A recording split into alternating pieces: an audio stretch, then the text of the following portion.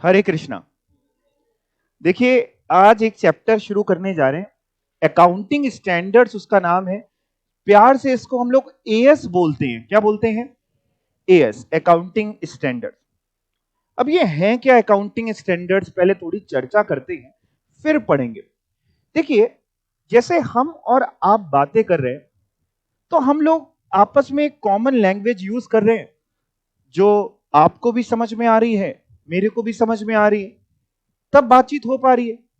अभी लेट से मैं कोई और भाषा में बात करने लग जाऊं, मैं मारवाड़ी बोलने लग जाऊं, मैं मारवाड़ी हूं, है ना, या मैं तमिल सीखाऊं या कुछ और। अब अगर आपको तमिल आती होगी तब तो आपको मेरी बात समझ में आएगी, नहीं तो एंगल पैंगल कुछ भी लगने लगेगा आपको। ठीक है ना साहब? तो जब भी कम्युनिकेशन होता है तो एक कॉमन लैंग्वेज में होता है। और कई बार हो सकता है आपने देखा भी हो या अनुभव किया हो, कि अगर मान लो कोई आप कहीं पे जा रहे हैं या कोई आपको साथ में मिल गया और वो लोग कोई अलग भाषा बोलते हैं, तो पहले तो आपसे नॉर्मल बात करते रहेंगे, हिंदी में, इंग्लिश में, जो भी है। और फिर जब उनको अपनी पर्सनल बात करनी होगी तब भाषा चेंज कर देंगे। आप मुंह देख रहे होते हैं क्या कह रहे हैं, हो सकता है अपनी लैंग्वेज में आप ही की बुराई कर रहा हो, है ना। तो अब भाई, आपस में बातचीत करने के लिए हमें एक ऐसी लैंग्वेज चाहिए जो सामने वाले को समझ में आए। बात करें जहां अकाउंट्स की, अकाउंटिंग की, अकाउंटिंग भी तो एक बिजनेस लैंग्वेज है। अकाउंटिंग क्यों करी जाती है? इसलिए करी जाती है कि जो स्टेक होल्डर है, जब वो पूरी बैलेंस शीट, पूरे फाइनेंशियल स्टेटमेंट्स को स्टडी करे तो उसको समझ में आए। अब जब उसको समझ में आए तो अकाउंटिंग ऐसी होनी चाहिए जो यूनिफॉर्म हो, सबके पल्ले पड़े, एक ऐसा तरीका जो यूनिफॉर्म हो, सब लोग ग्लोबली फॉलो करें। अब बात करते हैं, जैसे आप जानते हैं, इतना छोटे से आपने पढ़ा है, एक डेबिट होता है, एक क्रेडिट होता है। और अगर हमने रेंट पे किया है तो सभी लोग rent account debit to bank करेंगे। हमने वेजेस का पेमेंट किया तो वेजेस टू बैंक आप करेंगे, ये सभी लोग करेंगे। अगर ये डेबिट क्रेडिट का कॉन्सेप्ट ना आया हुआ होता और हर इंसान को छूट दे दी जाती कि जो करना है वो करो, तो पता नहीं इंसान क्या क्या कर रहा होता। बुक्स में लिख रहा होता रेंट दियो टू पैसा गियो, कुछ भी करके लिख रहा होता। अब भाई, आप जो balance sheet, PNL, general entry, जितनी जो भी कर रहे हैं, वो केवल अपने लिए नहीं कर रहे, आप स्टेक होल्डर्स के लिए कर रहे हैं। इन्वेस्टर भी पढ़ना चाहता है, अलग अलग तरीके के शेयर होल्डर्स हैं, अलग अलग तरीके के लोग हैं, क्रेडिटर्स हो सकते हैं। गवर्नमेंट देखना चाहती है कि आपने कितना कमाया, कितना नहीं कमाया। तो साहब, सवाल आता है कि एक ऐसी चीज अपनाई जाए जो सब फॉलो करते हो, तब तो समझ में आएगा। और तब तो अगर हमें कंपैरिजन करना है कि हम इस कंपनी में इन्वेस्ट करें कि दूसरी कंपनी में इन्वेस्ट करें, अगर दोनों सेम तरीके से चीजों को यूज कर रहे होंगे तब तो हम कंपेयर कर पाएंगे कि हाँ, इसका इतना प्रॉफिट है, इसका इतना प्रॉफिट है। अगर लेट से ऐसी यूनिफॉर्मिटी ना हो तो हो सकता है कोई भी अपना प्रॉफिट जबरदस्ती इन्फ्लेट करके दिखा दे, इन्वेस्टर को रिझाने के लिए अननेसेसरी एक्सपेंसेस डाले ही नहीं, और प्रॉफिट आपको ज्यादा दिखने लगे, इन्वेस्टर सोचे कि बढ़िया कंपनी है, पैसा इन्वेस्ट कर दे। इसलिए सवाल है साहब कि एक ऐसी अकाउंटिंग हो जो सब लोग फॉलो करें। इसलिए लाए गए थे अकाउंटिंग स्टैंडर्ड्स, एएस लाए गए। Accounting standards institute of chartered accountant of India, CA institute, ICAI ने इशू करे।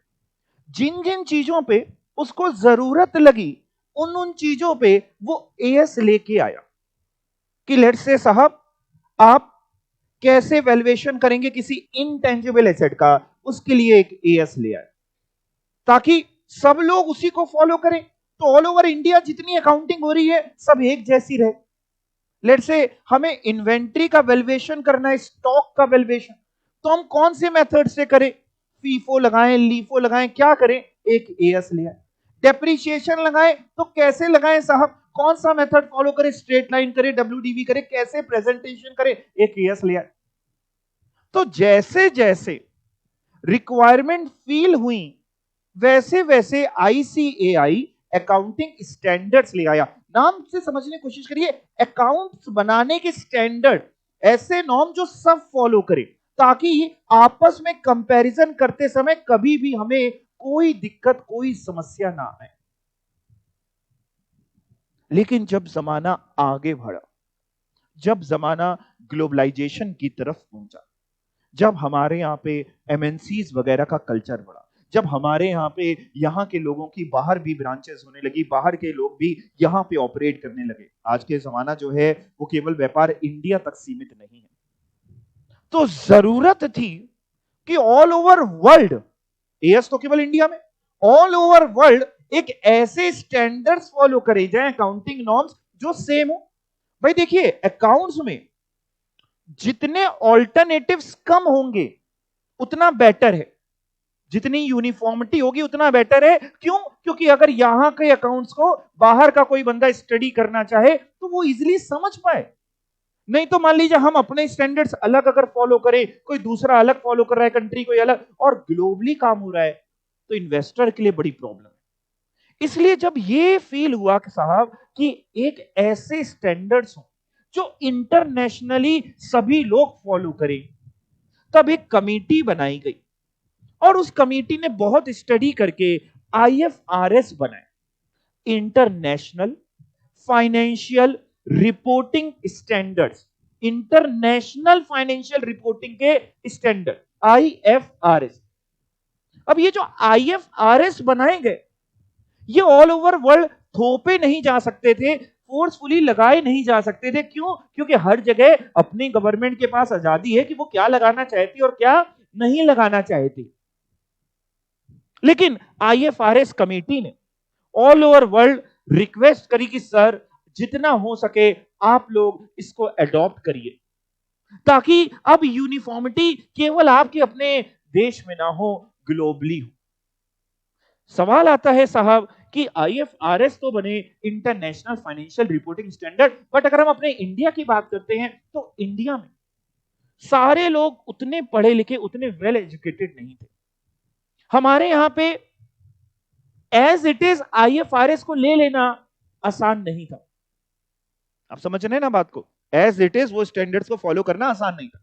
तो हमारे यहां पे इंडिया में क्या किया गया, हमारे यहां पे एक अलग कमेटी बनाई गई और उस कमेटी से कहा गया सर कि आप आईएफआरएस को बेस लेके, आईएफआरएस को बेस लेके कुछ सर्टेन जितने मिनिमम चेंजेस हो, मिनिमम, मैक्सिमम नहीं, आप ऐसे बना दो कि जो यहां फॉलो हो जाए। तो यहां पे क्या हुआ, आईएफआरएस को बेस लेके हम लोगों ने बना दिए इंड एएस। क्या बना दिए? Ind AS. इंड एएस क्या है? जस्ट आईएफआरएस का है, आईएफआरएस का ही रेप्लिका है विद सर्टेन मिनिमम चेंजेस। लेकिन अब जो इंड एएस बन गए, तो क्या ये जो पहले से एएस थे, क्या इनको हटा दिया जाए, क्या इनको गंगा जी में बहा दिया जाए? स्लोली और ग्रेजुअली यही करना है, बट एकदम से नहीं हो सकता। तो इन्होंने क्या किया, इन्होंने धीमे धीमे करके जो जो बड़ी एंटरप्राइजेस हैं उनसे कह रहे हैं कि सर आपके लिए इंड एएस लगाना मैंडेटरी। आप जब अपनी अकाउंटिंग बनाएं, आप जब अपने अकाउंट्स बनाएं तो एएस ना फॉलो करिए, क्या फॉलो करिए? Ind AS. बट जो छोटी एंटरप्राइजेस हैं उनके ऊपर भी इंड एएस नहीं, उनके ऊपर क्या है? एएस। तो यानी आज हम लोग जो वजन ढो रहे हैं वो एएस का भी ढो रहे हैं और इंड एएस का भी ढो रहे हैं। हमारे एग्जाम में ये चैप्टर बहुत इंपॉर्टेंट नहीं है, लेकिन तब भी इससे एक आधा क्वेश्चन हो सकता है आ जाए। तो देखते हैं हम लोग क्या क्या पढ़ने जा रहे हैं। जो जो मेरे को इंपॉर्टेंट लगा है मैंने वो मार्क किया हुआ है। बाकी आप रीडिंग जरूर करेंगे पूरे चैप्टर की, कोई भी कंटेंट ना छोड़ें। जब भी आपको एक दो दिन में, जब भी रातों में नींद ना आए तो इसको खोल के बैठ जाएं, 4 लाइन पढ़ते अपने आप नींद आने लग जाएगी। तो रीडिंग आप पूरा करेंगे। एक बार देखते हैं जरा शुरुआत, इंट्रोडक्शन। ये मैंने मार्किंग करी है, येलो से हाईलाइट किया हुआ। इंट्रोडक्शन, अकाउंटिंग स्टैंडर्ड्स के बारे में। क्या है सर ये अकाउंटिंग स्टैंडर्ड? यानी एएस से ही शुरू करते हुए, accounting standard are the written policy documents. लिखित है, पॉलिसी डॉक्यूमेंट्स हैं कि आप जब ये करें, वैल्यूएशन करें स्टॉक का, तो ये पॉलिसी फॉलो करें साहब। Accounting standards are written policy document issued by expert accounting body और by government और other regulatory body। तो अपने इंडिया में किसने इश्यू करे हुए हैं? ICAI ने। तो कह रहे हैं एएस जो है अकाउंटिंग स्टैंडर्ड, वो एक रिटन पॉलिसी डॉक्यूमेंट जिसको एक्सपर्ट अकाउंटिंग बॉडी या गवर्नमेंट बोल लीजिए या कोई और रेगुलेटरी बॉडी बोल लीजिए, उसने इशू करे। जिसमें उसने किया क्या है, कवरिंग द एस्पेक्ट ऑफ, उसमें क्या क्या ब्रॉडली सारे एस में कर देखें तो उसमें क्या क्या कवर किया है? रिकॉग्निशन, कि कोई चीज रिकॉग्नाइज कब होगी सर, रिकॉग्नाइज कब होगी? जैसे फॉर एग्जांपल मैं आपको बताता हूं, मान लीजिए मैं गुड्स बेचता हूं, मेरी शॉप है किसी चीज की, मान लीजिए मेरी एसी की शॉप है, मैं एसी बेचता हूं, मेरे पास एक कस्टमर आया एसी देखने, उसने एसी देखा, उसको एक पर्टिकुलर मॉडल का एसी बहुत पसंद आ गया, उसने कहा सर इसको किनारे रख लीजिए, अभी हम दिवाली में आएंगे सर, धनतेरस वाले दिन आएंगे और सर इसको खरीद लेंगे, प्लीज सर इसको कहीं बेचिएगा नहीं। हमने कहा ठीक है, वैसे भी कहां ही बिक रहा है हमारा, हमने कहा ठीक, नहीं नहीं आपके लिए अलग रख लेते, हमने अलग रख लिया। सवाल आता है, और फिर वो चला गया, सवाल आता है क्या इसको हम एज अ सेल रिकॉग्नाइज कर लें कि हाँ माल बिक गया और सेल की एंट्री डाल दें? क्योंकि हम तो अपने एक्रूअल बेसिस फॉलो करते हैं, हम तो ये फॉलो करते नहीं है कि भाई जब पैसा मिलेगा तभी रिकॉग्नाइज करेंगे। तो क्या हम मान ले कि सेल हो गई, अभी वो बोल के गया कि हम खरीदेंगे, यकीन मानिए वो कह रहा है मेरी आंखों में सच्चाई देखिए, हम सर जरूर खरीदेंगे, क्या हम सेल मान लें?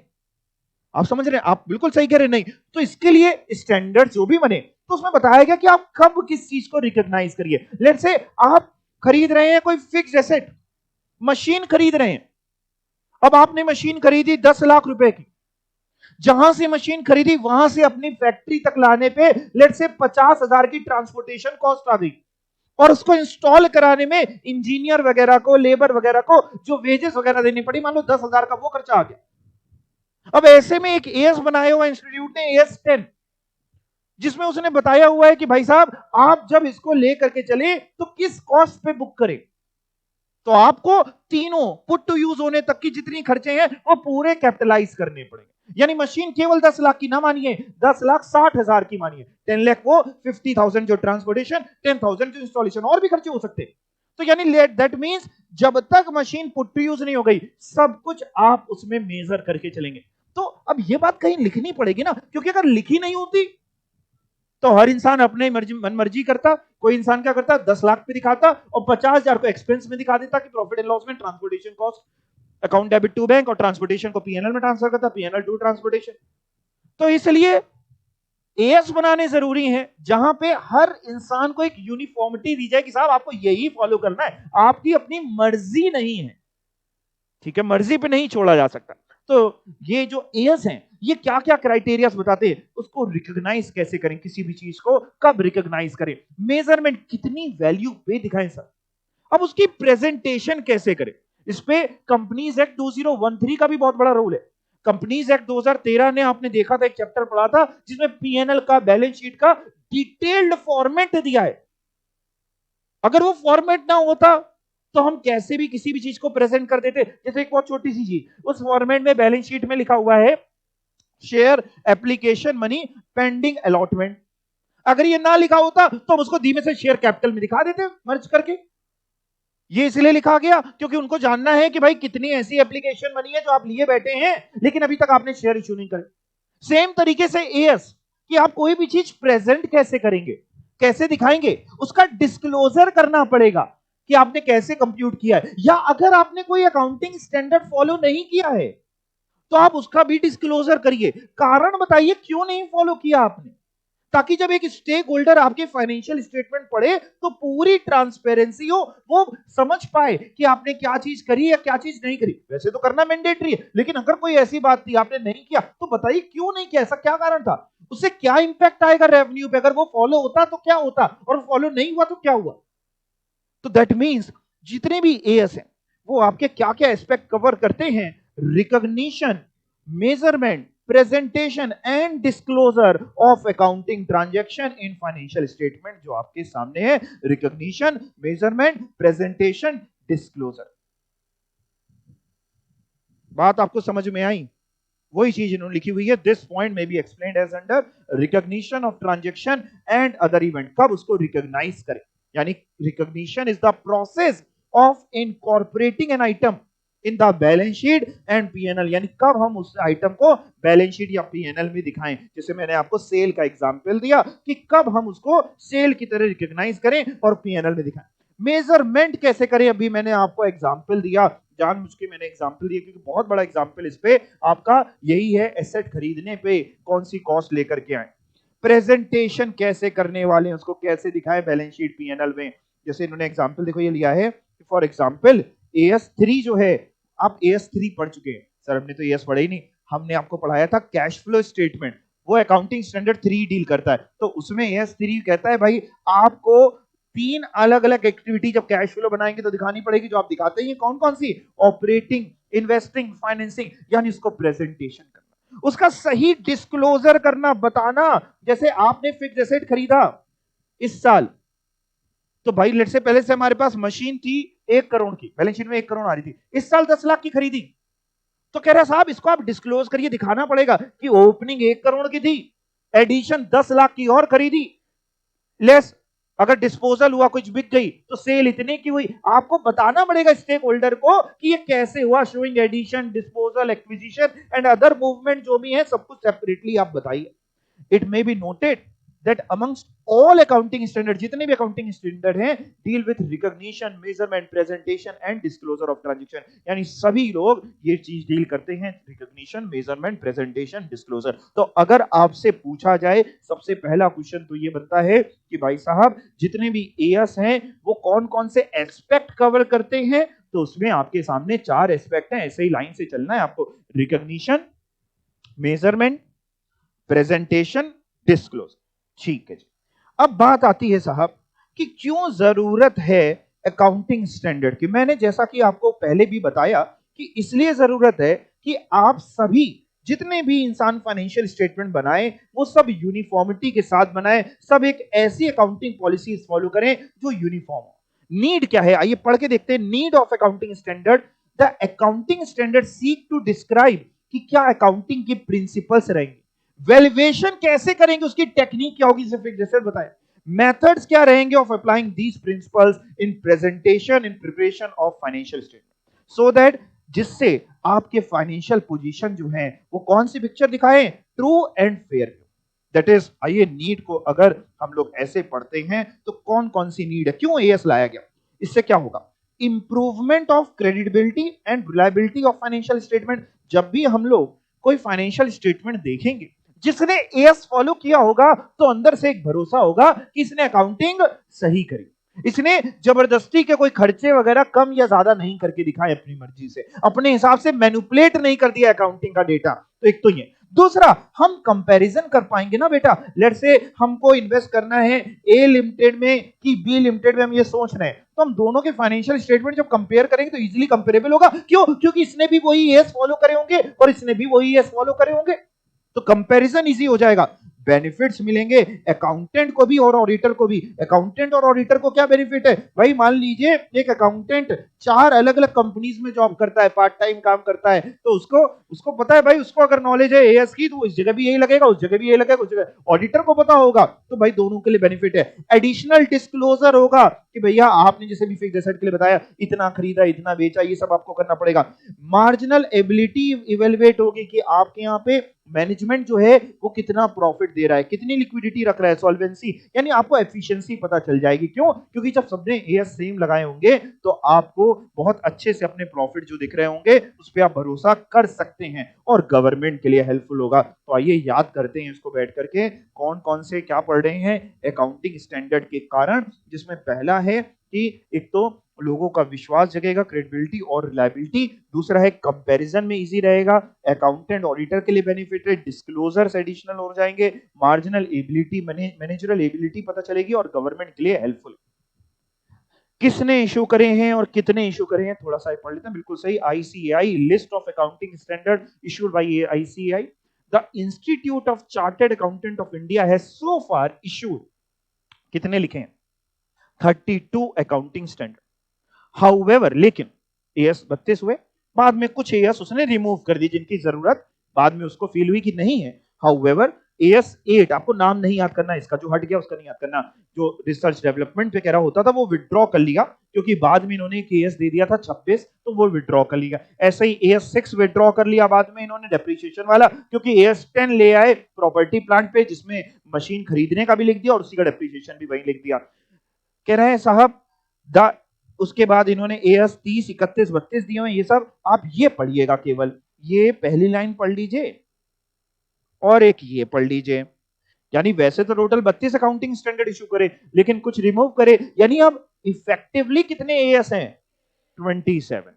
और किसने इशू करे वो आप ऊपर हेडिंग में तो याद आप रख ही रहे हैं, यहाँ पे भी लिखा है the institute of chartered accountant of India यानी आईसीएआई।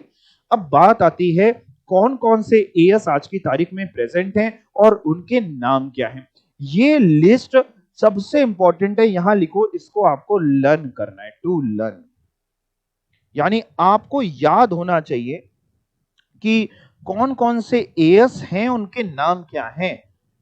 चाहे ओल्ड सिलेबस हो चाहे न्यू सिलेबस हो, ओल्ड सिलेबस के लिए और ज्यादा इंपॉर्टेंट हो जाता है ये कंटेंट, क्योंकि एमसीक्यू में बहुत एक छोटा सा आराम से क्वेश्चन बन जाएगा। जब भी उसको कुछ नहीं मिलेगा पूछने के लिए तो उसने आपसे यही पूछ लिया कि लेट से रेवेन्यू रिकॉग्निशन के ऊपर कौन सा एएस है, तो एक ऑप्शन उसने आपको दे दिया AS3, एक दे दिया AS5, एक दे दिया AS8, एक दे दिया AS9। 8 तो हट ही चुका है, तो है कौन सा? 9 है। ऐसे ही, या फिर वो आपसे पूछ लेगा AS12 का है, तो आपको नाम याद होना चाहिए, गवर्नमेंट ग्रांट। या फिर सर न्यू सिलेबस, बिल्कुल बेटा, जैसे पहले ना 2012 से पहले पेपर सब्जेक्टिव हुआ करता था तब भी, ठीक है ना, उस समय क्वेश्चन आया करता था give list of accounting standard 5 number का है। हाँ, लेकिन वो जो इफेक्टिव वाले वो हटा दिए ना, आप इतने याद करो, जितने दिए बस उतने याद करने, आपने टेंशन नहीं लेनी। तो 5 नंबर का क्वेश्चन दे देते थे कि एएस के नाम बता दो, तो आपको ना न्यू सिलेबस वालों को भी याद करना है। क्यों? क्योंकि ओल्ड के लिए तो इंपॉर्टेंट है, न्यू के लिए ज्यादा इंपॉर्टेंट क्यों है? ओल्ड के लिए एक आधा क्वेश्चन अगर है तो तुक्का भी मार सकते हैं, छोड़ भी सकते हैं, 1-2 नंबर जाएंगे। आपके लिए 5 नंबर 8 नंबर में अगर आ गया तो ये नंबर आपको मिल जाएंगे अगर याद होगा तो चलिए एक काम करते हैं, 10-15 मिनट लगा लेते हैं, कोई बहुत जल्दी है नहीं अपने को, और याद करने की कोशिश कर लेते हैं। ठीक है, हम लोगों ने भी अपने समय पे ऐसे ही याद किए थे, तो तब से याद, अभी तक याद है, कृपा है भगवान की। एक बार देख लेते हैं जरा क्या है AS1, और सिर्फ नाम अभी के लिए समझते रहते हैं। डिस्क्लोजर ऑफ अकाउंटिंग पॉलिसी, आप ऐसे करिए, आप 5-5 करके याद करिए तो जल्दी याद हो जाएंगे। तो पहले ये 5 सभी ने याद करना है। AS1 disclosure of accounting policy, मतलब नंबर के साथ AS याद करना है, आप समझ रहे हैं ना। AS2 का है यानी स्टॉक का valuation, valuation of inventory, bracket में जो रिवाइज लिखा है वो नहीं याद करने की आपको जरूरत है, बस valuation of inventory. AS3 cash flow statement. AS4 contingencies and events occurring after the balance sheet date. ठीक है, ओल्ड सिलेबस में और न्यू सिलेबस में बेटा ये सारी जितने ये एएस हैं, नाम ये इनके सबको याद करने, चाहे ओल्ड है चाहे न्यू है, ठीक है। और क्यों एएस थोड़ी ना चेंज हो गया, सिलेबस चेंज होने से एएस थोड़ी ना चेंज हो गया। AS5 का है नेट प्रॉफिट और loss for the period prior period item and changes in accounting policy. ठीक है, मैं आपको समय दे रहा हूं, 5 से 10 मिनट ले लीजिए। 5 एएस याद करने के लिए आई थिंक 5 मिनट काफी होने चाहिए, याद कर लीजिए, फटाफट याद करिए। और अगर आप लिख लिख के याद कर पाते हैं तो कॉपी खोल के आप लिख लिख करके याद कर लीजिए, जैसे आप चाहे वैसे याद कर लीजिए।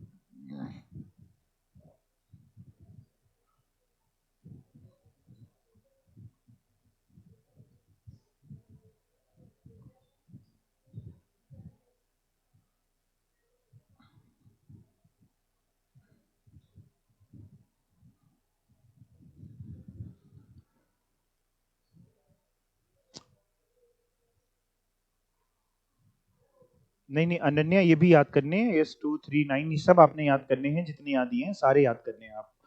उसको परेशान ना होइए कि उसमें दिया है नहीं दिया, ओल्ड में आपको याद करना है, नाम याद होने चाहिए।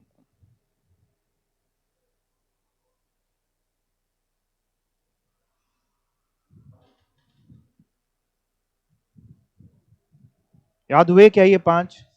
चलो मेरी तरफ देखना, इधर नहीं देखना। AS3 का है cash flow statement. AS1 disclosure of accounting policy. AS2 valuation of inventory. AS4 ठीक है, सबने सही बोला, contingencies and events occurring after the balance sheet. AS5 पूरा नाम पढ़ो, नेट प्रॉफिट। हाँ, नाम में आधा नहीं करते, है ना, किसी का मनमोहन नाम है तो हम मन नहीं कर देंगे उसका, पूरा पढ़ो। नेट प्रॉफिट और लॉस फॉर दी पीरियड, यानी जिस समय की बात कर रहे हैं उसका भी, prior period items and changes in accounting policy. ठीक है साहब, ये याद कर लोगे, बताओ पक्का। अब मैं आपको थोड़ा थोड़ा जो जो एएस जरूरी है इसकी एक थोड़ी सी जिस्ट आपको दे देता हूं।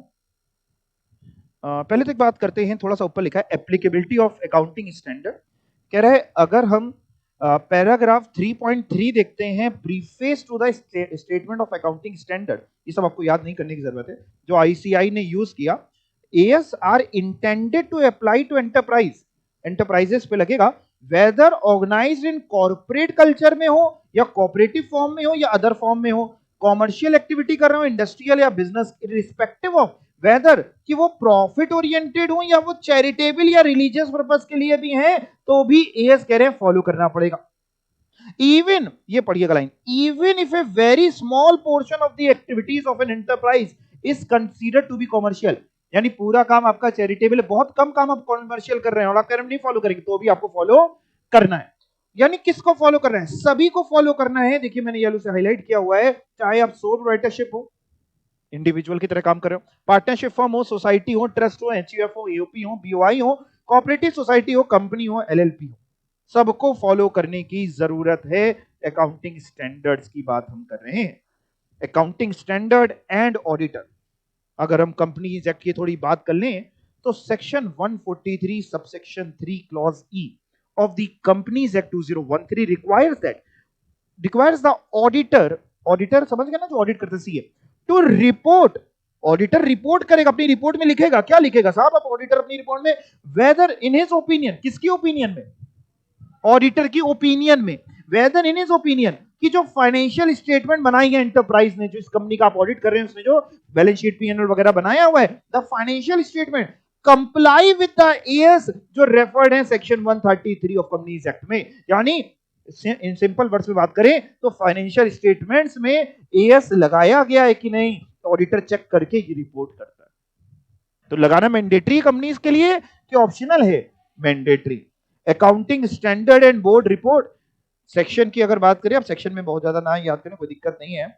ये सेक्शन कहता है कि डायरेक्टर्स की जो रिस्पॉन्सिबिलिटी स्टेटमेंट जाएगी, आपको बताइए कंपनी लॉ में आपने पढ़ा होगा शायद, वो इंक्लूड करेगा कि वेदर, डायरेक्टर भी बताएंगे, यानी ऑडिटर तो बता ही रहा है, वो भी बताएंगे that in the preparation of annual account applicable accounting standard follow हुए हैं कि नहीं, अलोंग विद अगर कोई डिपार्चर आपने किया यानी कुछ नहीं फॉलो किया, मटेरियल को डिपार्चर है, तो उसका प्रॉपर एक्सप्लेनेशन देगी बोर्ड ऑफ डायरेक्टर। देखिए प्राइम रिस्पॉन्सिबिलिटी बुक्स की बनाने की किसकी है? ऑडिटर की है कि मैनेजमेंट की है? मैनेजमेंट की है।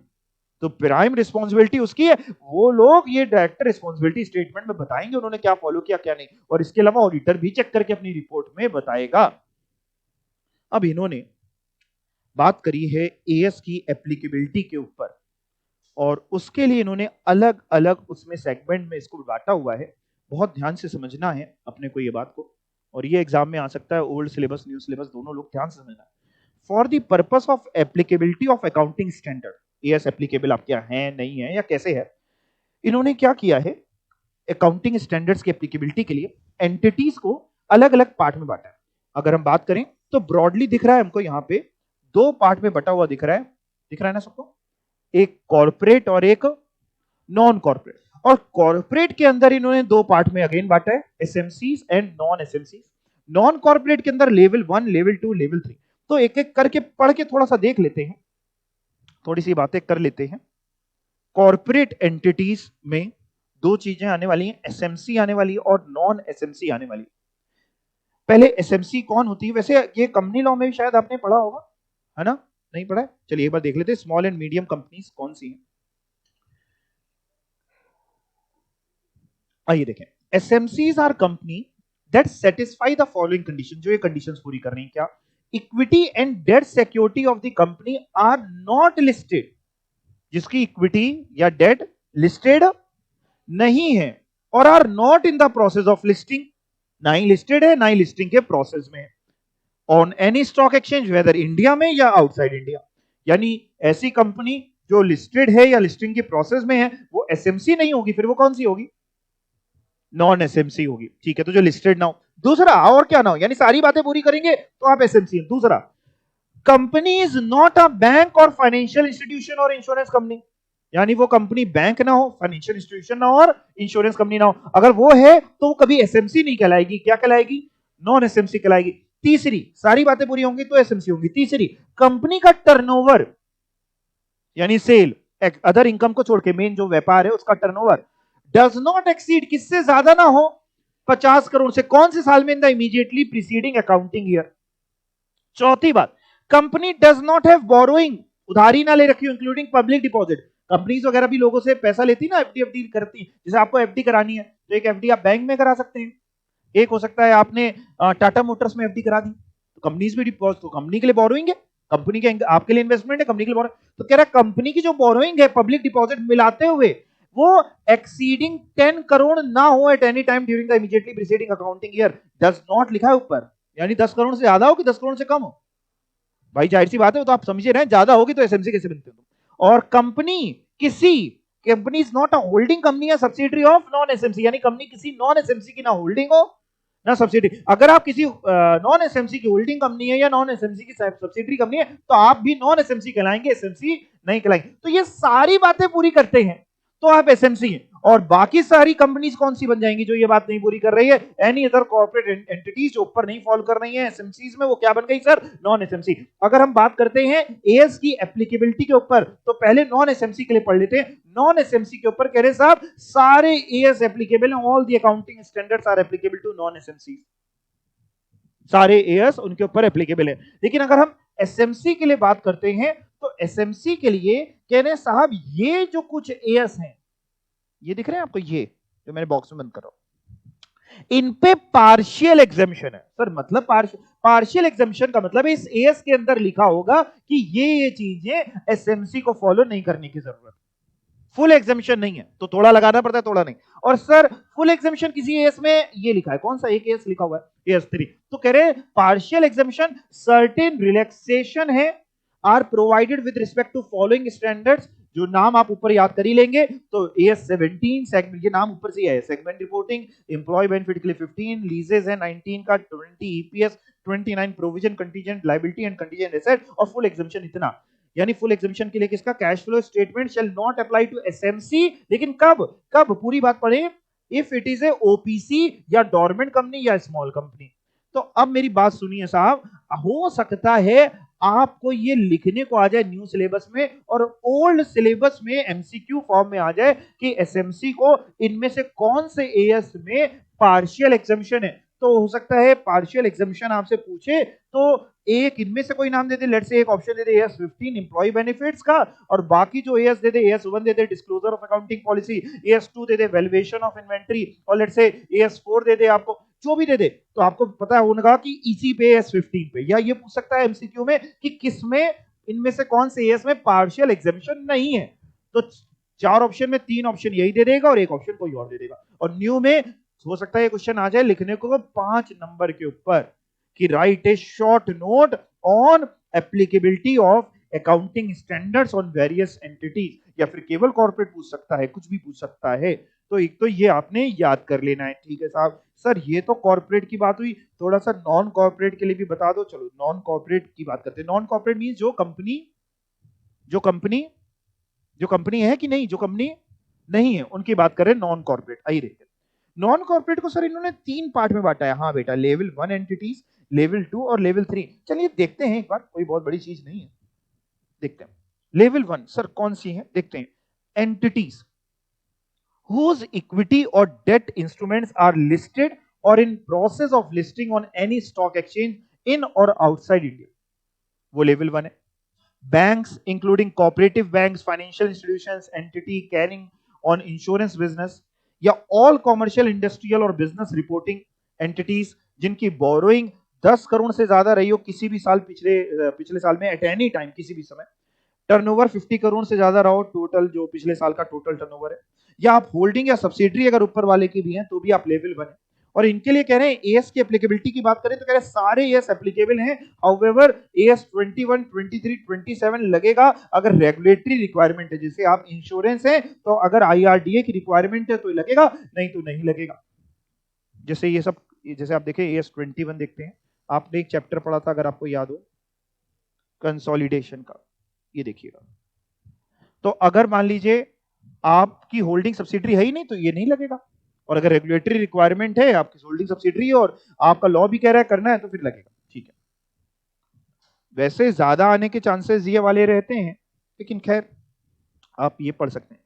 सर लेवल 2 में कौन आएगा अदर देन लेवल 1, यानी लेवल 1 में जो चला गया तो चला गया, जो लेवल 1 में नहीं जा पा रहा है और ये लिमिट अगर है तो लेवल 2 में आएगा, जिसकी बोरोइंग कितनी हो 1 करोड़ ज्यादा। ऊपर क्या था, लेवल 1 में जाने के लिए बोरोइंग कौन थी 10 करोड़ थी, और यहां 1 करोड़। ऊपर टर्नओवर 50 करोड़ था, यहां टर्नओवर कितना है 10 करोड़ ज्यादा। ऐसे में कह रहे हैं fully applicable AS, all AS are applicable to level 2 except 21, 23, 25, 27। Sir यही तो ऊपर भी थे, एग्जैक्टली ऊपर सेम नहीं थे, आप देखिए 21, 23, 27 था, यहां एक और कौन सा जुड़ गया। यानी ऐसी एंटिटीज को अगर हम बात करते हैं तो इनको इंट्रीम फाइनेंशियल रिपोर्टिंग करने की कोई जरूरत नहीं है। इंट्रीम फाइनेंशियल रिपोर्टिंग का मतलब है कि साल के आखिरी में ही करना है, बीच में कोई फाइनेंशियल रिपोर्टिंग आपको नहीं बनाने की जरूरत है। और तीसरी लेवल 3, बाकी सारी नॉन कॉर्पोरेट एंटिटीज जो लेवल 1 में भी नहीं है और लेवल 2 में भी नहीं है वो कौन होंगी लेवल 3 में। कह रहे हैं जितनी ऊपर पार्शियल और फुल एग्जामिशन, अरे एक मिनट को पहले ये बच गया, एक सेकंड, लेवल 2 पूरा नहीं हुआ था। लेवल 2 में ये तो हटा ही दिया है, इसके अलावा कह रहा है एएस एप्लीकेबल जो ये वाले हैं, लेकिन कुछ रिलैक्सेशन यानी पार्टली एप्लीकेबल है, ये समझ सकते हैं। पार्शियली एप्लीकेबल है 19 लीजेस का, ईपीएस का, 29 प्रोविजंस का। और कौन से एएस बिल्कुल ही एप्लीकेबल नहीं है, कैश फ्लो और सेगमेंट रिपोर्टिंग का। ये याद करना है आपको, इसमें कुछ समझने लायक है नहीं, लर्न करना है। अब देखिए लेवल 1 बड़ी है कि लेवल 2 बड़ी है, लेवल 1 बड़ी है, उससे छोटी कौन हुई लेवल 2, और उससे छोटी लेवल 3। जितनी एग्जामिशन लेवल 1 को मिली है लेवल 2 को उतनी तो मिली ही मिली है, और उससे ज्यादा ही मिली है, आपको दिख रहा है। यानी उनके लिए ये तो था ही, और इसके अलावा पार्शियल एग्जामिशन भी दे दी, फुल एग्जामिशन भी दे दी। जबकि लेवल 1 में आप देखें तो केवल इतना ही था, पार्शियल और फुल कहीं पर कुछ और नहीं था। मतलब लेवल 3 में आपको क्या लगता है, लेवल 1 और 2 वाली तो मिलेगी ही मिलेगी, और भी मिलेगी, यही लिखा है लेवल 3 में। कह रहा है इन एडिशन टू जितनी पार्शियल और फुल एग्जामिशन लेवल 2 को दी जाती है, आप समझ रहे हैं, लेवल 2 को लेवल 1 से ज्यादा ही दी जाती है, लेवल 2 को जो दी जाती है वो तो मिलेगी लेवल 3 को। इसके अलावा ये दो एएस पे फुल एग्जामिशन और दे दे रहे हैं कि ना 18 लगाओ तुम अपने यहां, ना 24 लगाओ रिलेटेड पार्टी का, और डिसकंटिन्यूइंग ऑपरेशन का ना लगाओ।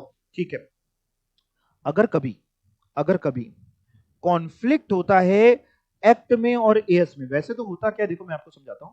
अकाउंटिंग स्टैंडर्ड जब भी बनाए जाते हैं तो एक्सपर्ट बॉडी क्या करता है, सारे एक्ट्स को देख करके उसके सपोर्ट के लिए बनाता है।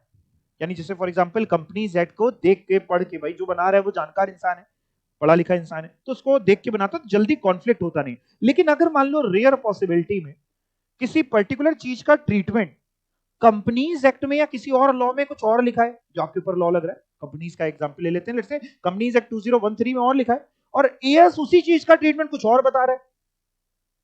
कंपनीज एक्ट कह रहा है कि साहब लेट्स से इस एसेट के वैल्यूएशन में ये कॉस्ट नहीं जुड़ती, और एएस कह रहा है जुड़ती है। अब हम कंफ्यूज, हम क्या करें, तो अगर कॉन्फ्लिक्ट होगा तो हम एक्ट की बात फॉलो करेंगे, एएस की बात फॉलो नहीं करेंगे। तो 99.99% कॉन्फ्लिक्ट नहीं होता। लेकिन अगर कभी है, या थ्योरेटिकल क्वेश्चन बन गया उसके ऊपर, इन केस देयर इज, बहुत इंपॉर्टेंट टॉपिक है ये, एक लाइन है लेकिन है important. In case there is any conflict between provisions of any applicable act and AS, तो प्रोविजन किसकी प्रिवेल करेगी, एक्ट की। अब थोड़ा थोड़ा जो जो मेरे को जरूरी लगा वो थोड़े थोड़े एएस के बारे में मैं आपको समझा देता हूं कि ये थोड़ा थोड़ा है क्या। सबसे पहले बात करते हैं AS1, disclosure of accounting policies. ये कहता क्या है, मैं आपको समझाता हूं। ये एएस ये कहता है कि आपने अपने अकाउंट्स बनाते समय जो जो सिग्निफिकेंट यानी इंपॉर्टेंट अकाउंटिंग पॉलिसीज फॉलो करी हैं उनको आप एक जगह पे फाइनेंशियल स्टेटमेंट्स में डिस्क्लोज करिए, बताइए लोगों को कि हमने बनाते समय ये फॉलो किया। फॉर एग्जांपल, हमने अपनी फाइनेंशियल स्टेटमेंट्स बनाते समय इन्वेंट्री का वैल्यूएशन इस मेथड से किया है, हमने अपनी फाइनेंशियल स्टेटमेंट्स बनाते समय एसेट्स को इन वैल्यूज पे दिखाया है, हमने डेप्रिसिएशन इतना लगाया है। तो जितनी सिग्निफिकेंट अकाउंटिंग पॉलिसीज हैं जिससे आपको लगता है, सिग्निफिकेंट अकाउंटिंग पॉलिसीज क्या होती है, जिससे आपको लगता है कि एक स्टेक होल्डर के पढ़ने का नजरिया चेंज हो सकता है, वो होती है सिग्निफिकेंट अकाउंटिंग पॉलिसी। जैसे फॉर एग्जांपल, मान लीजिए एक बच्चा एग्जाम देने गया है ना, घर आया, घर पे पेरेंट्स ने पूछा कैसा एग्जाम हुआ, कुछ ने कहा बहुत बढ़िया, आज का एग्जाम तो आप समझो सारे क्वेश्चन हमको आते थे, सारे क्वेश्चन पूरा हमने पूरा पूरा पेपर अटेम्प्ट किया। घर वाले कह रहे हुर्रे मिठाई बांटो, हमने कहा लेकिन आखिरी में पानी गिर गया, पानी पी रहे थे, पानी गिर गया पूरे पेपर में, पूरा पेपर खराब हो गया। ये है आपका डिस्क्लोजर। आप समझ रहे हैं बात को? डिस्क्लोजर इतना जरूरी है, पूरी बात करनी, पूरी बात बतानी बड़ी जरूरी है। जैसे इस पे एक बहुत अच्छा और एग्जाम्पल है, मान लीजिए दो भाई हैं, एक बड़ा भाई एक छोटा भाई। छोटे भाई से उसका एक फ्रेंड मिलता है थोड़े टाइम बाद, पूछता है कैसे हो, क्या चल रहा है, ये बहुत बढ़िया सब अच्छा चल रहा है। उसे पूछता है उसका फ्रेंड, वो भैया क्या कर रहे हैं, कह रहा कुछ नहीं, 4 महीने पहले दुकान खोली थी, आज जेल में। बड़ा भाई कह रहा है, मतलब वो दोस्त कह रहा है 4 महीने पहले दुकान खोली थी, आज जेल में, ये क्या मतलब भाई? कह रहा नहीं, वो 4 महीने पहले वो सरिया लेके बगल वाले की दुकान का शटर खोल रहे थे, ताला तोड़ के दुकान खोली थी उसकी, आज जेल में। आप समझे, ये है डिस्क्लोजर, जहां पे आपको लग रहा है साहब पढ़ने वाले का इन्फ्लुएंस चेंज हो सकता है, उसकी राय चेंज हो सकती है, तो वो आपकी ड्यूटी है कि आप उसको डिस्क्लोज करिए। Are you getting my point? तो मैंने इस पे बड़ा छोटा सा एक हाईलाइट किया हुआ है कि ऑल सिग्निफिकेंट अकाउंटिंग पॉलिसीज, जितनी सिग्निफिकेंट अकाउंटिंग पॉलिसीज हैं उसको आपको क्या करना है, डिस्क्लोज। अगर और आप पढ़ना चाहें तो एक दो लाइन और पढ़ सकते हैं। Accounting policies are specific accounting principle and methods of applying those principles adopted by an enterprise in the preparation and presentation of financial statement. All significant accounting policies should be disclosed. Such disclosure form part of financial statement. वो financial statement का ही एक हिस्सा है। और सारे disclosure कहाँ करने हैं आपको? एक ही जगह करने हैं कि बिखरा बिखरा के करने हैं, ताकि पढ़ने वाला पागल हो जाए बिल्कुल कि कहाँ क्या लिखा है? नहीं साहब, all disclosure should be made at one place. Specific disclosure for the adoption of fundamental accounting assumption is not required. ये भी मैं आपको समझा देता हूँ। हमारे यहां पे अकाउंट्स में, हमारे यहां पे 3 फंडामेंटल अकाउंटिंग एजम्पशन होती है। जीसीए याद करने का शॉर्टकट है। एक होती है going concern concept, going concern शायद कभी आपने सुना होगा। एक होती है कंसिस्टेंसी और एक होती है accrual. Going concern, consistency, accrual. अगर आप ये तीनों फॉलो कर रहे हैं तो आपको सेपरेट डिस्क्लोजर इन तीनों के बारे में देने की जरूरत नहीं है। इसको हम कहते हैं फंडामेंटल अकाउंटिंग एजम्पशन। तो अगर आप फॉलो कर रहे हैं आपको नहीं बताना है, लेकिन अगर आप इससे डिविएट हो रहे हैं, अगर आपने इनमें से कोई भी फॉलो नहीं किया तो डिस्क्लोजर देना पड़ेगा कि हमने नहीं फॉलो किया, क्यों नहीं फॉलो किया, क्या कारण था। बाकी तो जो सिग्निफिकेंट है इन तीनों को छोड़ के वो सब तो आपको डिस्क्लोज करनी है, लेकिन ये 3 होती है फंडामेंटल अकाउंटिंग एजम्पशन। कौन कौन सी? गोइंग कंसर्न मींस एंटिटी चलती जाएगी, चलती, तभी तो हम डेटर्स दिखाते हैं बैलेंस शीट में। डेटर एसेट में क्यों दिखाते हैं? इसी में तो दिखाते हैं बिजनेस चलता रहेगा तो कल को पैसा मिल जाएगा। स्टॉक इसीलिए तो दिखाते हैं, आज नहीं बिका कल बिक जाएगा साहब। एक्रूवल कॉन्सेप्ट आप जानते ही है कि पैसा मिल गया हो या पैसा मिलने वाला ड्यू हो गया हो या देने वाला हो तो भी आप एंट्री करिए उसकी। कंसिस्टेंसी का मतलब क्या है?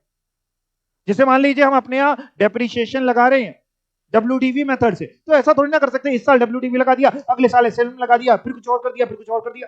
तो एक मेथड फॉलो करिए कंसिस्टेंटली, ताकि जब भी विद इन एंटरप्राइज हम आपके इस साल की फाइनेंशियल स्टेटमेंट को लास्ट ईयर से कंपेयर करें तो वो कंपेरेबल हो ना। तो लेकिन क्या सर चेंज नहीं कर सकते कभी? हाँ, अगर आपको लगता है कि ज्यादा जो नया वाला मेथड है वो ज्यादा बेटर पिक्चर दिखाएगा, तो आप चेंज कर सकते हैं, लेकिन आपको डिस्क्लोज करना पड़ेगा कि आपने क्यों चेंज किया, आपको क्यों लगता है कि वो बेहतर पिक्चर दिखाएगा। चेंज ना करते तो वो फिगर डेप्रिसिएशन की कितनी होती। Depreciation is one of the example, बहुत सारे हो सकते हैं, इन्वेंटरी वैल्यूएशन हो सकता है। तो going concern, consistency and accrual are the three fundamental accounting assumption which need to be followed, and अगर आप फॉलो कर रहे हैं there will be no separate disclosure for that. But अगर आप फॉलो नहीं कर रहे तो you need to separately disclose the effect, the reason and why आप क्यों से डिविएट कर रहे हो, उसका क्या इफेक्ट है, पूरा आपको बताना है। ठीक है सर। तो specific disclosure for the adoption of fundamental accounting assumption, GCA, going concern, consistency और आपका एक्रूवल इज नॉट रिक्वायर्ड, यानी इसका अगर आप डिस्क्लोजर कर रहे हैं तो अलग से देने की जरूरत नहीं है। Disclosure of accounting policy can not be a remedy. अच्छा देखिए, एएस ने बोला कि आप साहब जो भी आपकी सिग्निफिकेंट अकाउंटिंग पॉलिसीज हैं उसको डिस्क्लोज करिए। अगर आप फंडामेंटल अकाउंटिंग एजम्पशन फॉलो कर रहे हैं तो डिस्क्लोज ना करिए, नहीं फॉलो करें तो डिस्क्लोज करिए। तो मान लो किसी ने नहीं फॉलो करी, उसने डिस्क्लोज कर दी। अब अगर हमने बता तो दिया, बात खत्म हो गई। बताना आपकी ड्यूटी है, बट क्या इससे आपका रॉन्ग एक्शन चुक जाएगा? अब जैसे लोग बोलते हैं सच बोलो सच बोलो, आप जाके किसी का मर्डर कराए, फिर आपने हमने हमने हमने मारा इसको, हमने हमने इसके छुरा भूका था, तो बताने से आपका गुनाह कम नहीं हुआ ना। आप बात समझ रहे हैं? तो ये लिखा है कि डिस्क्लोजर डजंट मीन कि आपको एक रेमेडी दे दी हमने कि आप कुछ भी रॉन्ग करते रहो उसको डिस्क्लोज करते रहो कि हाँ हमने ये सही फॉलो किया। ऐसा नहीं है साहब, समझ में आई बात? मर्जी नहीं थी आपकी। AS2 की बात करते हैं इन्वेंट्री के वैल्यूएशन के ऊपर। अब साहब इन्वेंट्री को जब भी, इस पे एक प्रैक्टिकल क्वेश्चन एक्सपेक्टेड है एमसीक्यू में भी और न्यू सिलेबस में भी, ठीक है ना। जब भी एक एएस को वैल्यू करे, मतलब एक इन्वेंट्री को वैल्यू करते हैं, तो AS2 कहता है साहब कैसे वैल्यू करेंगे? हमने को बताइए साहब कैसे करेंगे। कह रहा है सर इन्वेंट्री को वैल्यू किया जाता है at the lower of cost, जितने का आपने खरीदा, या फिर उसकी जो एनआरवी थी, नेट रियलाइजेबल वैल्यू, यानी सर किस पे, कॉस्ट या NRV, which ever is lower.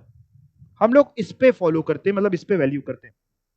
हो सकता है छोटे में आपने कॉन्सेप्ट पढ़ा हो, कंजर्वेटिज्म कॉन्सेप्ट। कंजर्वेटिज्म कॉन्सेप्ट कहता था कि आपको कोई भी एक्सपेक्टेड लॉसेस हैं, एक्सपेंसेस हैं, तो उसको रिकॉग्नाइज करना है, उसको दिखाना है। और अगर इनकम है तो जब तक सर्टेन ना हो जाए तब तक नहीं दिखा सकते। तो सेम तरीके से मान लो मेरे पास एक स्टॉक रखा है, जो हमने स्टॉक खरीदा था लेट्स से 100 रुपए का, लेकिन आज उसकी नेट रियलाइजेबल वैल्यू केवल 80 बच रही है। सर नेट रियलाइजेबल वैल्यू का मतलब है जितने का बिक जाएगा खर्चे हटा के, जितने का बिक जाएगा वो बच रही है 80। एएस कहता है साहब आप जब बैलेंस शीट में दिखाओगे, इसको स्टॉक दिखाओगे ना, क्लोजिंग स्टॉक, आप 80 पे दिखाना, 100 पे मत दिखाना। हमने सर खरीदा तो 100 पे था, गया तो जेब से 100 है। कह रहा साहब अब इसकी नेट रियलाइजेबल वैल्यू तो 80 है। हमने कहा क्यों, 100 पे दिखा देंगे तो क्या दिक्कत? कह रहे दिक्कत है। हमने क्या दिक्कत है? कह रहे यहां नहीं लिखा है। हमने कहा लिखा तो नहीं, लेकिन दिक्कत क्या है? कह रहे दिक्कत ये जो सोचो, जब स्टेक होल्डर पड़ेगा तो कहेगा हाँ इसके यहाँ 100 रुपए के सेट है। 100 तो आप 100 करोड़ मान लो, 100 करोड़ के सेट है, जबकि उसकी एक्चुअल वर्थ कितनी है? 80 करोड़। तो उसको सही बताओ, उसको इन्फ्लेट करके मत बताओ, उसको सही बताओ कि नहीं 100 के तो थे, बची 80 की वैल्यू है। तो आपसे इस पे एक प्रैक्टिकल क्वेश्चन एक्सपेक्टेड है जो बड़ा इजी रहेगा, जिसपे कॉस्ट दे देगा, नेट रियलाइजेबल वैल्यू दे देगा, आपको दोनों में जो कम है वो उठाना है। मान लो 5 एसेट है, फॉर एग्जांपल 5 एसेट दिए अलग अलग, पांचों की अलग अलग कॉस्ट है, पांचों की अलग अलग नेट रियलाइजेबल वैल्यू है, 5 स्टॉक है 5 तरीके के। तो आपसे कह रहा है वैल्यूएशन किस पे होगा? हर एक एसेट का पहले कॉस्ट और एनआरवी कंपेयर करके लोअर उठाते जाना। पहले वाले एसेट का कॉस्ट और एनआरवी में कम क्या है वो एक फिगर लिख लेना, दूसरे वाले में कम क्या है, दूसरे स्टॉक में, तीसरे में कॉस्ट और एनआरवी में कम क्या है, चौथे में कम क्या है, पांचवें में कम क्या है, और जो कम वाली फिगर है उनका टोटल कर दोगे, इस पे वैल्यू होगा। ठीक है, तो एक बार पढ़ के देखते हैं। Inventory should be valued at lower of cost and net realisable value. Cost of inventory में सर क्या क्या जुड़ता है? मतलब सर बेटा देखो, हमने आपको बताया ना, कॉस्ट लेते हैं एनआरवी लेते हैं, दोनों में जो कम है। कॉस्ट का मतलब क्या होता है सर? कॉस्ट, कॉस्ट का मतलब लागत, लेकिन सर क्या लिखा है पढ़ाओ ना। Cost of inventory should comprise all cost of purchase, जितने का आपने रॉ मटेरियल खरीदा वो भी जुड़ेगा। कॉस्ट ऑफ कन्वर्जन, सर ये क्या होता है cost of conversion? Cost of conversion हम लोग अपने यहाँ पे कॉस्टिंग उसको बोलते हैं जब रॉ मटेरियल को हम फिनिश प्रोडक्ट पे कन्वर्ट करते हैं। रॉ मटेरियल को फिनिश प्रोडक्ट पे कन्वर्ट करने के लिए जो खर्चे आते हैं, जैसे कि वेजेस लग गई और कोई इनडायरेक्ट खर्चा हो गया, वो सब होती है कॉस्ट ऑफ कन्वर्जन। लेबर वगैरह आप लिख सकते हैं, फॉर एग्जांपल रॉ मटेरियल लिख लीजिए, for conversion of raw material into finish goods, जो भी कॉस्ट आती है, cost involving conversion of raw material into finished goods, for example wages given to labor. Cost of conversion of raw material into finished goods, for example wages. Cost of conversion of raw material into finished goods.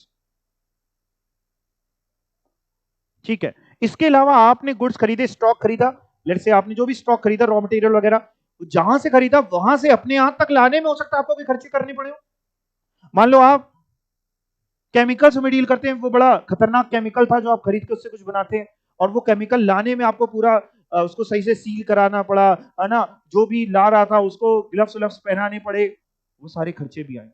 पता है बहुत सारी industry में ऐसी भी चीजें होती हैं, जैसे पान मसाला इंडस्ट्री, पान मसाला जानते हैं, है ना, उसमें हर पान मसाले में देखो होता क्या, मैं आपको समझाऊं, कंटेंट सब कुछ सेम होता तो सुपारी है ना, सुपारी कत्था ये सब होता है ना, तो फर्क क्या है, अब जो लोग जो खाते हैं वही ब्रांड का क्यों खाते हैं, मेन होता है उसमें खुशबू एलिमेंट, जो परफ्यूम आप कहते हैं, वो मेन होता है। वो हर ओनर उसका वो नहीं बताता कि हम कहां से खरीदते, नहीं तो अगर वो बता दिया तो आप उसका तुरंत रेप्लिका तैयार कर देंगे, तुरंत बन जाएगा दूसरा पान मसाला, कोई भी इंडस्ट्री बना लेगी। वो होती है खुशबू मेन, वो बहुत जरा सी पड़ती है, लेकिन वो इतनी खतरनाक होती है कि अगर किसी ने उसको ऐसे चाट ली,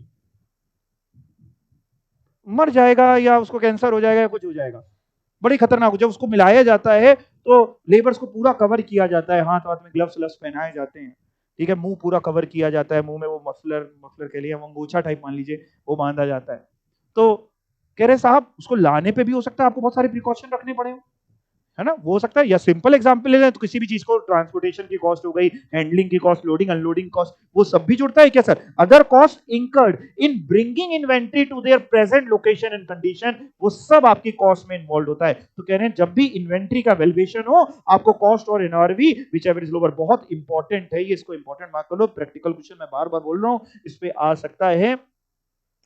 A primary issue in accounting for inventory is the main issue जो accounting of inventory stock का valuation, वो इश्यू क्या है, is the determination of the value, किस वैल्यू पे इन्वेंट्री को हम कैरी करें फाइनेंशियल स्टेटमेंट में, अंटिल जब तक अनरिलेटेड रेवेन्यूज आर रिकॉग्नाइज्ड। देखिए स्टॉक कब तक आएगा, एक स्टॉक कब तक होता है, जब तक वो माल बिक नहीं जाता, अगर रेवेन्यू रिकॉग्नाइज हो गया यानी माल बिक गया तो फिर स्टॉक हट जाएगा, माल बिक जाएगा, तो जब तक बिक नहीं रहा तब तक हमें उसको दिखाना पड़ेगा एक वैल्यू पे, और वो वैल्यू क्या होगी वो बड़ा कठिन काम होता है, इसलिए स्टैंडर्ड बनाया गया जो डील करता है उस वैल्यू को निकालना, उसकी कॉस्ट कैसे निकलेगी, उसके रिटर्न आउट एनआरवी पे करेंगे, किस पे करेंगे, तो मेन काम जो है वो कॉस्ट और NRV which ever is lower. AS3 cash flow statement आप पढ़ भी चुके हैं, कर भी चुके हैं, पढ़ के देखते हैं। This standard deals with the provision of information about the historical changes, किसमें changes, cash and cash equivalent, यही तो हम लोग करते थे, हम लोग opening cash and cash equivalents पकड़ते थे, उसमें ऐड करते थे, या अगर मान लो डिक्रीज होता था तो लेस करते थे, कौन सा चेंजेस इन कौन सी एक्टिविटी उठाते थे, cash flow from operating activity, investing, financing, इसको हम प्लस माइनस करके करते थे तो हमारा क्लोजिंग बैलेंस आ जाता था कैश और कैश इक्विवेलेंट का। तो कैश फ्लो स्टेटमेंट से यही तो पता चलता था कि साल, पिछले साल के आखिरी का जो कैश था यानी साल का ओपनिंग, और इस साल का आखिरी जो है उसमें क्या वेरिएशन हुआ और क्यों हुआ। तो स्टैंडर्ड डील करता है with the provision of information about the historical changes in the cash and cash equivalent of an enterprise by means of A cash flow statement, जो क्लासिफाई करता है कैश फ्लोज को during the period from operating, investing, financing activity.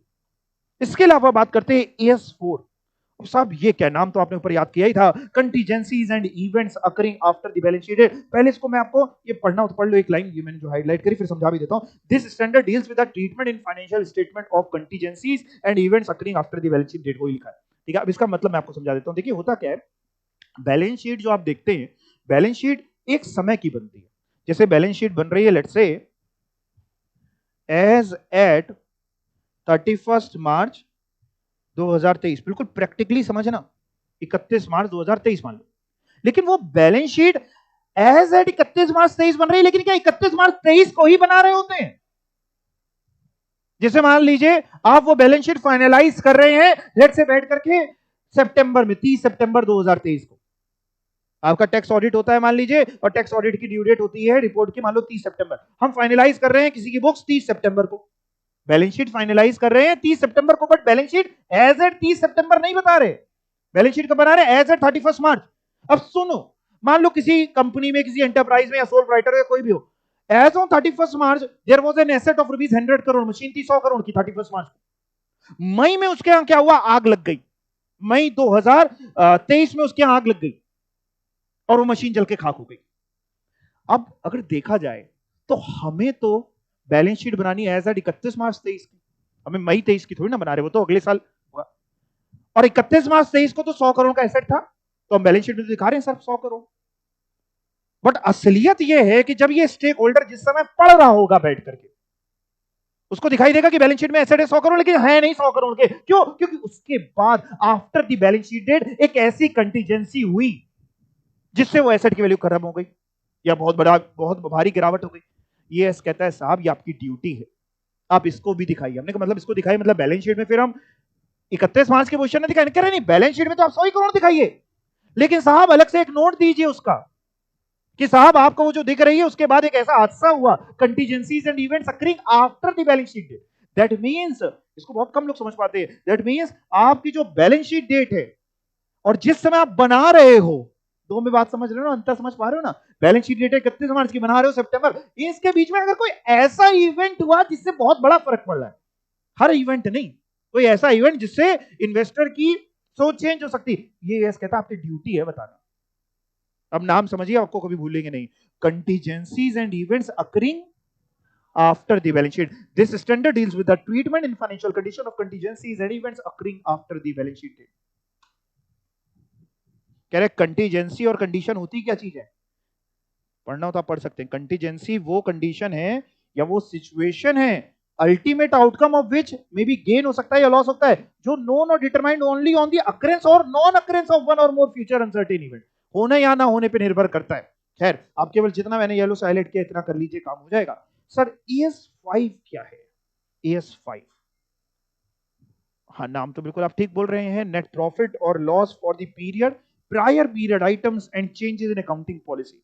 यानी that means आपको इसमें जिस साल का बना रहे हैं उस साल का तो आप नेट प्रॉफिट और लॉस आपको दिखाना ही, तो आप वैसे भी जानते हैं पहला हिस्सा तो इसका यही है, नेट प्रॉफिट और loss for the period, prior period items. अब बात सुनिएगा इधर, मैडम मेरी तरफ देखिए, प्रायर पीरियड आइटम का मतलब समझिए, एक छोटा सा आपके लेवल से एक एग्जांपल समझाता हूं। मान लीजिए आपने कुछ माल बेचा था पिछले साल उधार में, तो पिछले साल उधार में आपने माल बेचा था और वो डेटर्स में आपने दिखाया, माल बेचा, सेल को आपने पीएनएल में दिखाया, प्रॉफिट में जोड़ा, इतना समझते हैं ना, और अभी मिला नहीं था तो डेटर्स में आ रहा था। और इस साल क्या हुआ, इस साल क्या हुआ, वो बैड डेट्स में तब्दील हो गया, बिकॉज ऑफ एनी रीजन, मान लो वो भाग गया, मर गया या नहीं दे रहा, अब बैड डेट्स हो गए। तो क्या हम ये करें कि हम पिछले साल के जो खाते फाइनलाइज हो गए थे उनको ओपन करें, खर्चा तो पिछली बार का एक तरीके का, क्या हम उनको ओपन करें और वहां ये खर्चा डालें? आंसर इज नो, साहब ये नहीं कर सकते। तो दिखाएंगे इसी साल, दिखाएंगे इसी साल, बट ये हम बताएंगे कि ये है प्रायर पीरियड आइटम, पहले के पीरियड का आइटम। मान लो लेट्स से पिछले साल एक सेल रिकॉग्नाइज होना रह गई थी, एक सेल थी 5 लाख का बिल, वो एंट्री होना ही रह गई थी किसी तरीके से, हमारा टोटल टर्नओवर 100 करोड़ था, 5 लाख की सेल दिखाना भूल गए, बुक्स फाइनलाइज हो गई हैं, क्या करें साहब? तो इस साल हमें दिखाएंगे और ये बताएंगे कि क्यों रह गई थी, क्या रहा, ठीक है ना। इसके अलावा तीसरा पार्ट अगर आप ECAS का देखते हैं तो दिख रहा है आपको चेंज इन अकाउंटिंग पॉलिसी। मान लो हम किसी अकाउंटिंग पॉलिसी में कोई चेंज कर रहे हैं, लेट्स से हमने डेप्रिसिएशन, बहुत बढ़िया एग्जांपल होता है इसके लिए, हमने डेप्रिसिएशन अभी तक हम लगाते थे SLM पे, अब हम WDV कर रहे हैं, वो भी रेट्रोस्पेक्टिव इफेक्ट से चेंज कर रहे हैं, तो साहब क्या पीछे की बैलेंस शीट्स खोल डालें? नहीं साहब, आप इसी साल दिखाइए, उसका इंपैक्ट बताइए, क्या दिखाया क्या नहीं दिखाया, तो उसके ऊपर ये AS है। तो इसको प्रॉपरली आपको दिखाना पड़ेगा। पढ़ के देखते हैं थोड़ा सा, जो मैंने हाईलाइट किया हुआ उसको देखिएगा। Accordingly this standard requires classification and disclosure of extraordinary and prior period item and disclosure of certain item with profit or loss from ordinary activities। बात समझ में आई कि नहीं? AS7 कंस्ट्रक्शन कॉन्ट्रैक्ट के ऊपर है, मैंने अंदर कुछ भी हाईलाइट इस पे नहीं किया हुआ है, लेकिन आप समझना चाहें तो थोड़ा सा समझा देते हैं। कंस्ट्रक्शन कॉन्ट्रैक्ट अंदर मतलब सिर्फ आपकी जानकारी के लिए बेसिकली है कि ये क्यों लाया गया था। ये जो लोग कंस्ट्रक्शन के व्यापार में डील करते हैं, मान लीजिए मैं कंस्ट्रक्शन का कॉन्ट्रैक्ट लेता हूं, ठेका लेता हूं, मेरा काम है इस चीज का, तो मैं लेट से आपको बिल्डिंग बनवानी, मैंने ठेका ले लिया आपसे कि 50 लाख लूंगा, किसी दूसरे में 4-5 ठेके चल रहे हैं, अब ठेके मतलब वो ठेके नहीं, 4-5 ठेके चल रहे हैं ना, बोलने के बाद मेरे को भी रियलाइज हुआ, हाँ तो मान लीजिए 4-5 ठेके चल रहे हैं। अब साहब as on the balance sheet date, as on the financial statement date 31 March को हो सकता है कोई कॉन्ट्रैक्ट अभी WIP पे हो, बन रहा हो, घर बन रहा हो। अब साहब हमारे सामने समस्या यह है कि हम उसका कितना वैल्यू दिखाएं, क्या पूरा प्रॉफिट अभी दिखाएं कि थोड़ा अभी दिखाएं, थोड़ा बाद में दिखाएं। समझ पा रहे हैं कि नहीं? जो ठेकेदार है उसका व्यापार इसी चीज का।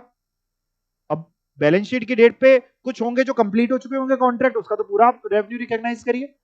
कुछ होंगे जो थोड़े कंप्लीट होंगे, तो ये बताता है कि किस तरीके से आप उसको रिकॉग्नाइज करेंगे, कितना आप प्रपोर्शनेट। थोड़ा तो आपको प्रॉफिट इस साल भी दिखाना पड़ेगा, क्यों? क्योंकि खर्चे भी इस साल के हैं, तो थोड़ा तो आपको दिखाना पड़ेगा। तो वो कैसे? तो वो उसके लिए एक एएस बनाएंगे। एएस 9 रेवेन्यू रिकॉग्निशन के ऊपर इंपॉर्टेंट है। रेवेन्यू मीन सेल को कब रिकॉग्नाइज करें, कब ना रिकॉग्नाइज करें। This standard we deals with the basis for recognition of revenue in the statement of P&L, यानी कब रिकॉग्नाइज करें साहब, क्या कहता है ये देखते हैं।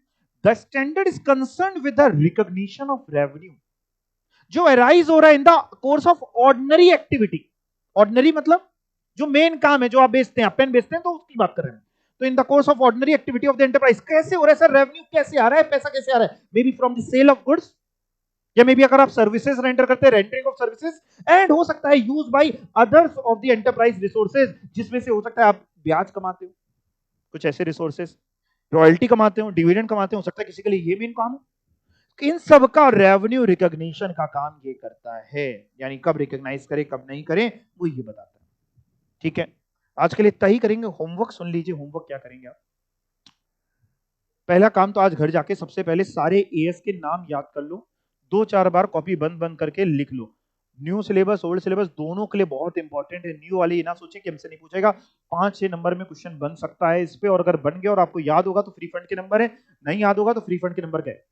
और ओल्ड वाले से वैसे मैं बता रहा हूं कि एमसीक्यू में बन सकता है।